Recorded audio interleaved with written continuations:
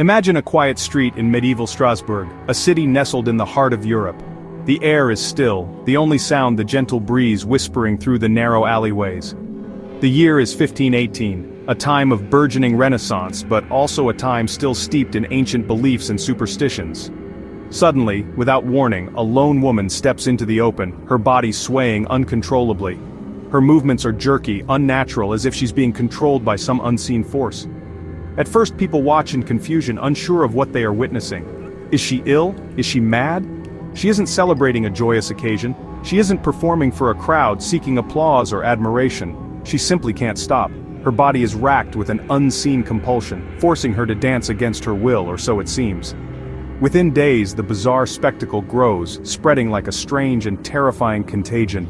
Dozens, then hundreds join her, succumbing to the same irresistible urge. Their feet moving with feverish intensity, arms flailing wildly, sweat pouring from their brows as they dance on and on, seemingly without end. Onlookers are terrified, witnessing this strange and unsettling phenomenon unfold before their very eyes.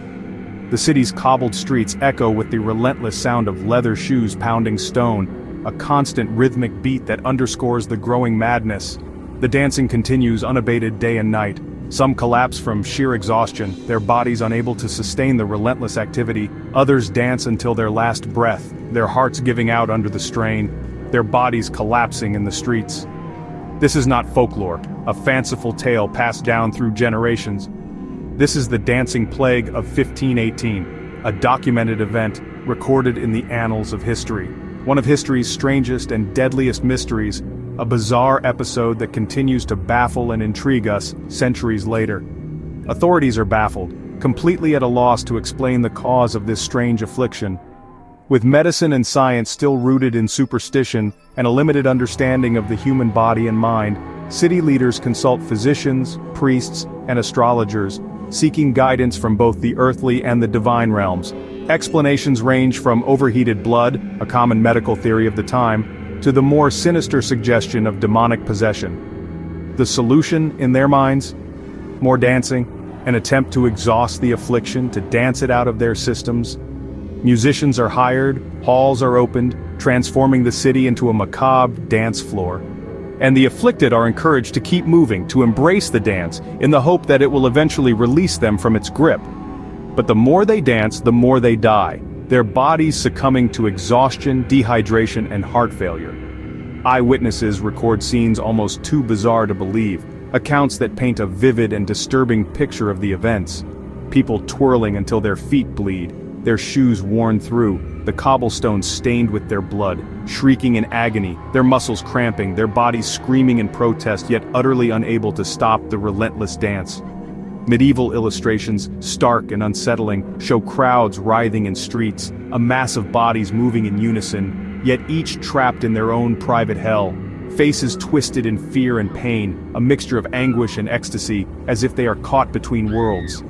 Modern historians still debate the cause, poring over ancient texts and medical records, searching for a rational explanation. Was it mass hysteria, a collective delusion triggered by famine and fear, a society teetering on the brink of collapse?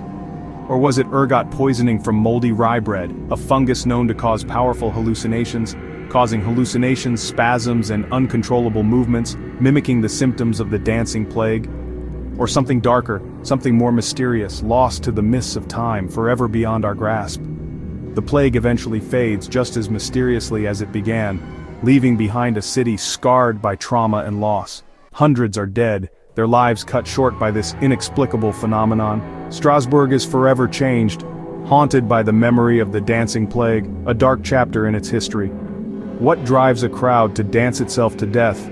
What unseen forces can compel such a bizarre and destructive act? Could it happen again in our own age of stress and uncertainty? Could a similar phenomenon erupt in our modern world? History doesn't always offer answers. Sometimes it simply presents us with unsettling questions, just haunting questions that linger in the air, refusing to be silenced. So next time you hear an inexplicable story from the past, a tale that defies logic and reason, ask yourself, what secrets are hidden between the lines? What truths are concealed beneath the surface of the narrative? Could the dance that killed hundreds return, resurfacing in a new form, in a new era?